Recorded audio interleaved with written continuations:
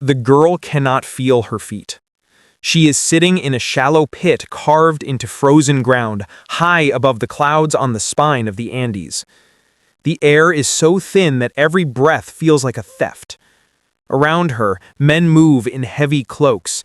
Their lips are cracked, their hands shake, not from fear, from cold and exhaustion. She is maybe 12. Her hair is braided with care. A fine alpaca dress wraps her thin body. Someone has placed a small gold figurine in her lap. A llama, a tiny silver cup, a handful of maize. Her hands rest on top of it all, fingers stiff, trying to remember warmth. She is drunk. Her mouth is dry and bitter from cocoa leaves. Her head swims with chicha. The snow around her is dim and unreal, like a dream she cannot wake from. The priests speak, but their words slide past her. Blessings, prayers, she hears only the wind. It does not blow up here. It cuts. One of the priests kneels in front of her. He tucks the blanket tighter around her shoulders. His face is calm, professional. He is not angry. He is not kind. He is doing his job. He tells her what they told her in Cusco. You are not dying. You are going to live with the gods. You are becoming their bride. The empire will sleep safely under your protection. She tries to answer. Her tongue is heavy. Her jaw will not obey. Her breath fogs in front of her, and then vanishes. He brushes a bit of ice from her eyelashes. For a moment, she looks like a child again. For a moment, he hesitates. Then he stands. Behind her, other pits wait, already filled. Other small bodies curled into the fetal position, wrapped in soft cloth, surrounded by offerings.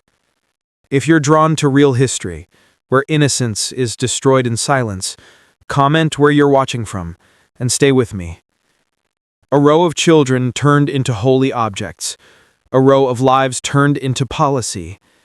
The priest gives the signal. Snow is pushed around her. Stones, bundles of offerings. The sky narrows. The wind fades. The last thing she feels is not cold, but a strange spreading heat under her skin. Her heart slows. The cocoa and alcohol finish what the mountain began. Up here, on a volcano higher than any European had yet climbed, a little girl falls asleep, believing she has saved her people. Down below, the people will feast and thank the gods. And in the heart of the empire, other little girls will hear her story and pray they are never perfect enough to be chosen. Because this is not where their suffering began. It is where it ended. And for many of them, this was not even the worst fate the Inca state had prepared for them. To understand why a child's corpse sits like a statue on a mountaintop for 500 years, we have to go back down the mountain, down the path, all the way to the villages where she was still just someone's daughter. 15th century reign of the great Pachacuti. The empire is expanding. New valleys, new tribes, new harvests, and new children. Imagine a small Andean village clinging to the side of a steep slope. Houses of stone and thatch, terraces cut into the mountainside. People up before dawn, hands in the soil, eyes on the sky. Life is hard but predictable. There is one day, though, that does not fit into the cycle of planting and harvest. One day the villagers fear more than drought, more than frost, more than sickness. It is the day the imperial officials appear on the Inca road. They are not warriors. No spears, no blood on their tunics. They wear fine cloth dyed in bright colors. They carry tally cords. They walk with the calm of men who know no one will say no to them. They are there to count. Not maize, not llamas, not textiles. They are there to count girls. When they arrive in the village square, the air changes. Conversations die mid-sentence. Mothers pull their daughters behind them. Fathers stare at the ground. No drums, no songs, just a thick, waiting silence. The order comes quickly. Line them up. Girls between 8 and 10, too young to understand all of it, old enough to be afraid. They stand in a row, bare feet on packed earth, small hands shaking at their sides. The officials move down the line. They tilt chins up, pull lips back to check teeth, run fingers along arms and legs, searching a scar from a childhood fall, a birthmark on the wrong spot, a mole that breaks the smoothness of skin. Any flaw is enough, not this one. Next. They are not choosing personalities, they are choosing bodies. The Empire wants raw material. It wants symbols. It wants perfection. For a girl's family, the moment the hand stops on their daughter is a knife that cuts two ways. On one side, privilege, exemptions from some labor, extra animals, better status. The Empire rewards loyalty generously. The father can tell himself he has just bought his family's future. On the other side, absence. A bed that will stay empty. A voice that will not be heard again at the evening fire. A little pair of sandals that will never walk back through the doorway. The official speaks the word that changes everything. Akela. Chosen. From that moment, the girl is no longer a villager. Her old name will not appear in the records again. The scribes will write a new one linked to the state and the gods. Her past is cut off like a braid of hair. There is no time to negotiate, no time to make plans, sometimes not even time to cry properly. The girl is pulled from her mother's arms, set in the line, turned toward the road. Her childhood ends in the middle of the village square. Her work for the state has just started. And this human inventory is only the first step in a system designed to strip these girls of everything they are. A fortress than a home. Walls of finely cut stone rise without gaps. No balconies, no windows opening to the city. Just flat, blind angles. You cannot see in. No one inside can see out. The doors close behind them with a heavy final sound. A bar drops into place. You do not need to tell a child what that means. She hears it in her stomach. Freedom just ended. Inside the Akalawazi is another world. Courtyards, workshops, storage rooms, sleeping halls, gardens. Sunlight reaches the stone, but the place feels closed, controlled. The girls are surrounded by other girls. Dozens, hundreds. No father, no brother, no boy from the neighboring house. The only men allowed inside are the Sapa Inca himself, considered a living god, and the rare physician. Even the guards at the gates are eunuchs, men whose bodies have been altered so they can be trusted inside this system without desire. Their high voices and flat faces are a warning. The state can cut anything it needs to cut to keep control. The true power here, though, belongs to the older women. The Mamaconers, they were once chosen girls too. Some were never selected for sacrifice. Some were too valuable to send away. Some simply had nowhere else to go when their youth ended. Now they run the Akalawasi with steady hands and eyes that miss nothing. Training starts immediately. Every day has a pattern. Wake, ritual, work, instruction, more work, short sleep. The girls learn to weave chumbi, the finest fabric of the empire. Thin vicuña wool, complex patterns, cloth so soft it is fit only for temples and the emperor's skin. Small fingers pull, twist, tie, and pull again until they ache. A mistake is not just a workplace error. A flaw in the cloth is an offense against the gods. They also learn to brew chicha. They chew maize until their jaws ache, spit it out, let it ferment. The resulting beer will be poured at festivals, drunk by priests who never learn the names of the girls who made it. All of this is called service. But the real work is happening inside their heads. The Mamaconas do not shout, they repeat. Every day, every ritual, every correction, they press the same sentences into the girls' minds like hands pressing clay. You do not belong to your parents. You do not belong to yourself. Your skin is the state's. Your hair is the state's. Your womb is the state's. You are not a person. You are an offering. Any memory of home is labeled dangerous. Missing your mother is disloyalty. Thinking about boys is corruption. Wanting something for yourself is betrayal. They live better than the peasants outside. Soft blankets, enough food, meat more often than most people see in a year. Fruit, warmth, baths. Their bodies are fed and cared for with real attention. But this is not kindness. It is investment. The empire is raising them like livestock meant for a special market.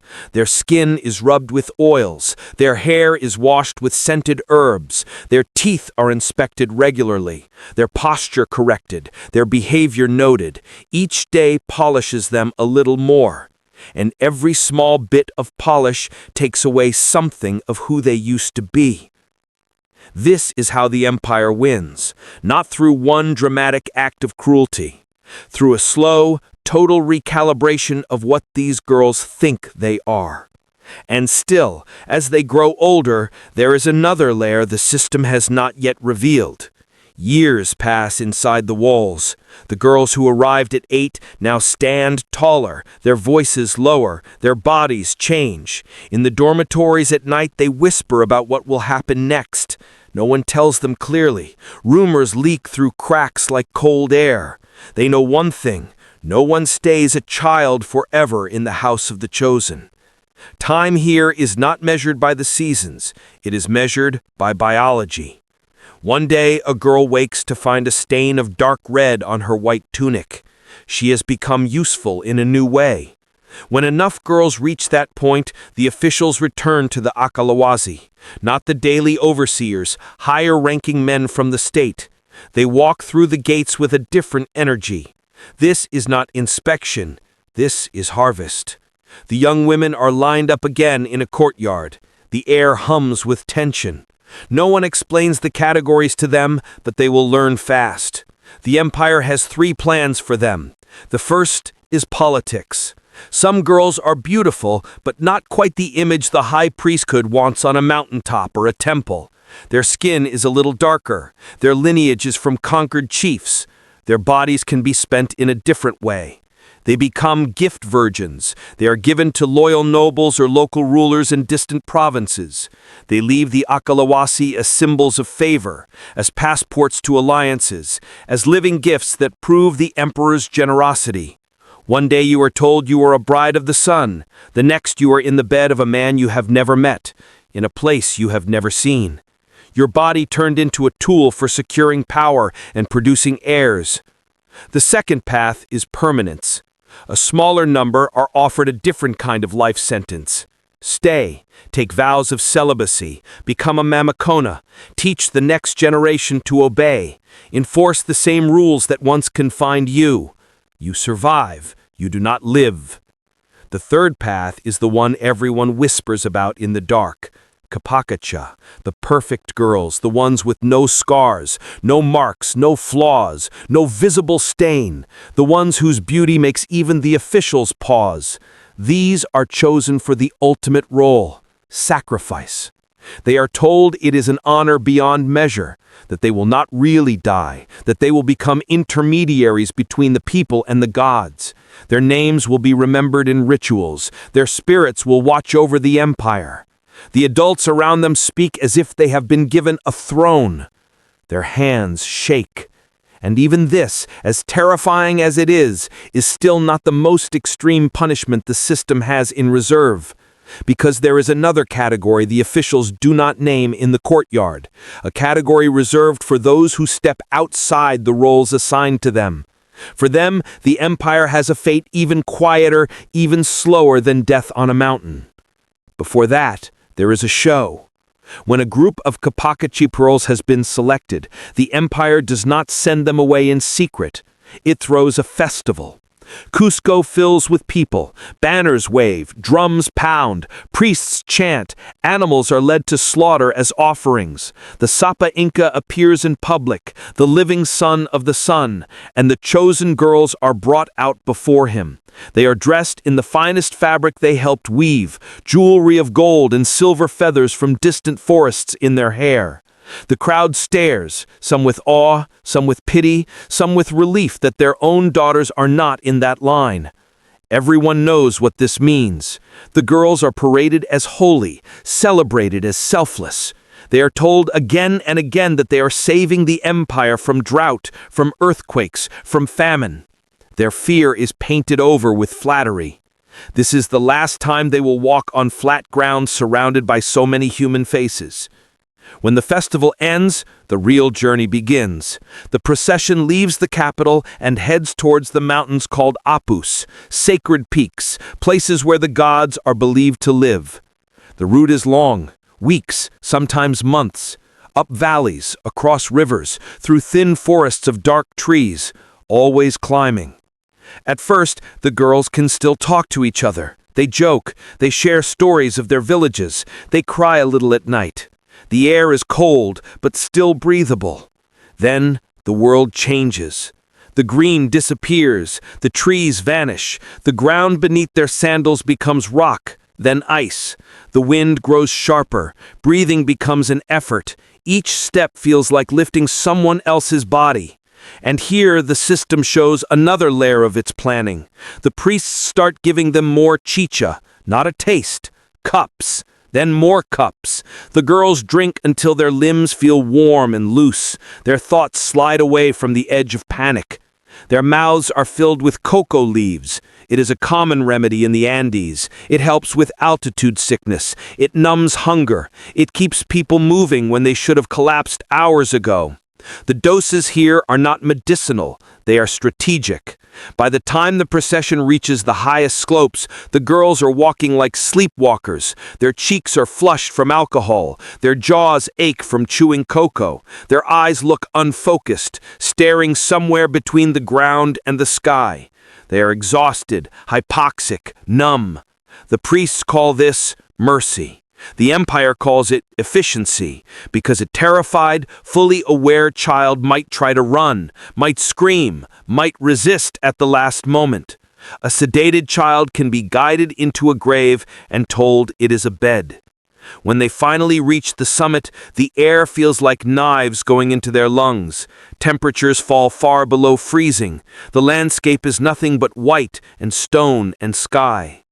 The ceremonial site waits for them. Shallow pits have been carved out, stone platforms arranged, offerings prepared. The altar is the mountain itself. The girls are placed one by one in their small hollows, knees pulled up towards their chest, arms wrapped around their legs, heads bowed. The fetal posture, the first posture of life, now the last. Blank Strike. Quick. Precise. Maybe the girl woke up at the wrong moment. Maybe the drug fog cleared just enough for terror to break through. Maybe her body tried to stand, to run, to fight.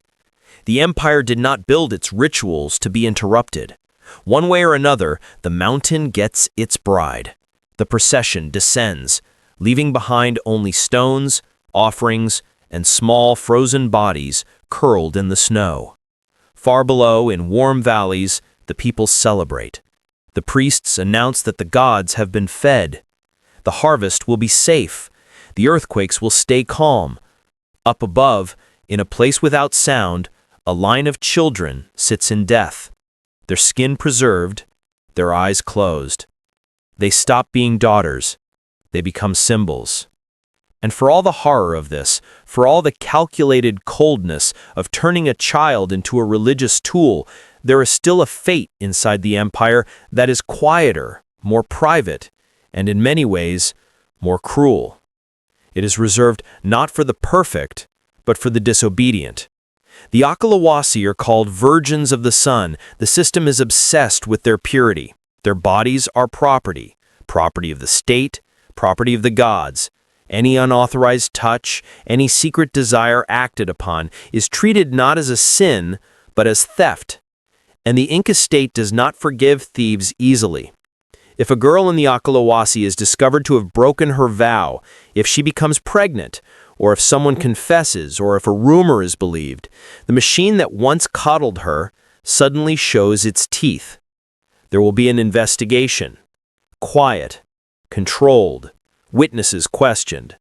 The mamas watch every reaction. There is no real presumption of innocence. The empire cares more about the message than the truth. What matters is this: a sacred body has been used without permission. In most legal systems, a crime like this would end with public blood. A hanging, a beheading, a beating. Here, the law says something different. The girl's blood is sacred. It cannot be spilled. So, they choose another way to erase her. She's taken away from the courtyards and workshops, away from the light, not to a tall mountain dressed like a goddess, to a low, hidden place, an underground chamber, a small cave, somewhere the public will never see. There is no ceremony, no festival, no songs, just priests, stones, and silence. She is put inside. No robes, no blows, no swords, just space, stone walls, a roof barely above her head. The entrance is still open. For a moment she might think this is a cell. Then she sees the bowl of water, the handful of maize. That is not mercy. That is time. Time for her to feel the door closing. Time for her to understand what is happening. Time for her breath to echo back at her from the walls. Time for hope to thin, the way the air thins on the high peaks. The opening is sealed with heavy rocks, mud packed into gaps. The light narrows, then disappears. No one will come back. Her screams hit stone and go nowhere. Her fingernails scrape rock until they tear. The air turns stale. The dark becomes so complete that her own body feels like a stranger's. She is dying slowly in a hole no one will visit, in a space no one will mark, for a crime that hurt no one's body but violated everyone's fear. Her blood is not spilled. It dries unseen inside her veins. She is erased. The man who touched her, or who was accused of touching her, faces another kind of annihilation. He is executed. That is expected. But the Inca punishment does not stop at the individual. His wife, his children, his parents, in some cases even his animals, all removed. His house torn down, his fields destroyed. Officials scatter salt over the land where his family lived and planted. Whether the salt actually kills the soil or simply marks it, the message is clear. Nothing will grow here again. Not crops, not descendants, not memory. This is how you teach an entire population that a woman's body is not a person, it is a state asset. To touch it without permission is not just adultery, it is treason. Fear, not faith, keeps the pure. And while these girls are being turned into offerings or bored into darkness, the system that uses them is already collapsing towards its own end, because somewhere across the sea, ships have already left Spain. For centuries, everything we knew about these girls and their sacrifices came from people who never loved them. Priests who justified them, conquerors who condemned them, storytellers who wrapped them in legend. Then, the mountains started giving up their dead. Modern climbers and archaeologists found the frozen bodies, children sitting as if asleep, skin intact, hair in braids, clothing still bright under the ice. In labs far from the Andes, under bright white lights, scientists began to examine them. Microscopes, scans, chemical tests, not to judge their souls, to read their bodies. They cut small strands of hair. Human hair grows about 1 centimeter a month. Each piece is a timeline, a record of what that person ate and drank, a record of stress, a record of change. For the maiden of Layacalulolaco, for Juanita from Ampato, the pattern was the same. A sudden shift about a year before death. Potatoes, the food of peasants, vanish from the chemical record. Llama meat and maize, elite foods, appear. Their diets improve drastically exactly when the imperial system would have taken them and brought them into the Acalawasi. Then in the months right before death, something else spikes. Cortisol. It is a hormone the body releases when it is under intense stress, fear, panic, trauma. The levels in these girls' hair climb higher and higher as their final day approaches. They did not walk calmly into the snow, filled with peace about their holy duty. Their bodies were screaming long before their mouths could. Toxicology shows another pattern. coca, and alcohol rising sharply in the weeks before death. Not occasional, persistent, strong. Sedation was not just ritual, it was logistics. It was the state making sure their offerings could walk to the altar without collapsing into terror or flight. The science does not tell us what words they thought when they closed their eyes for the last time. It does not tell us the precise sound of the rock sliding in front of a burial cave, but it shatters the comforting lie that they volunteered with clear minds and joyful hearts. These were children, groomed, isolated, drugged, and killed by a system that called itself sacred. When the Spanish arrived in the Andes in the 16th century, they looked at the Acalawasi and saw corruption. They heard about Capacocha and saw devil worship. They wrote furious pages about pagan cruelty. Then they raided the same houses.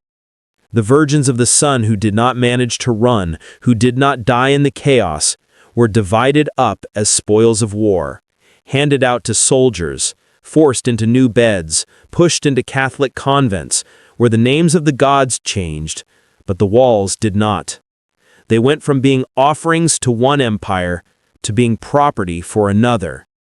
Their voices were buried twice, first under snow, then under history. Today, some of them sit behind glass in climate-controlled museums. The air temperature is carefully regulated, the humidity is monitored. Placards explain their significance. Tourists file past, whispering, "They are still beautiful." Their hair still lies in careful braids.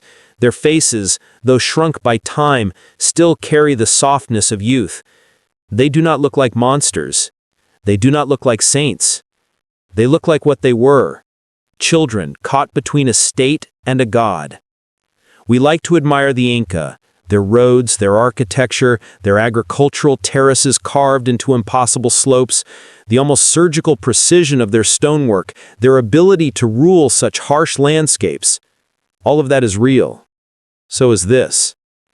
None of that engineering genius existed apart from a system willing to turn girls into offerings, to erase families for secrets in the dark, to use fear as the mortar holding society together. The mountains remembered what the chronicles tried to twist. The hair remembered what the prayers tried to hide. And now you know. So here's the only question that matters at the end of this story. When you look at the frozen face of a sacrificed girl, do you see devotion? Or do you see a child who never got to choose whether her beauty would be a blessing or a death sentence? Answer that and then decide how much of our own world still runs on the same quiet bargain. Safety for some, paid for with the silence of those who never agreed to be the price. Support the channel by subscribing and liking the video.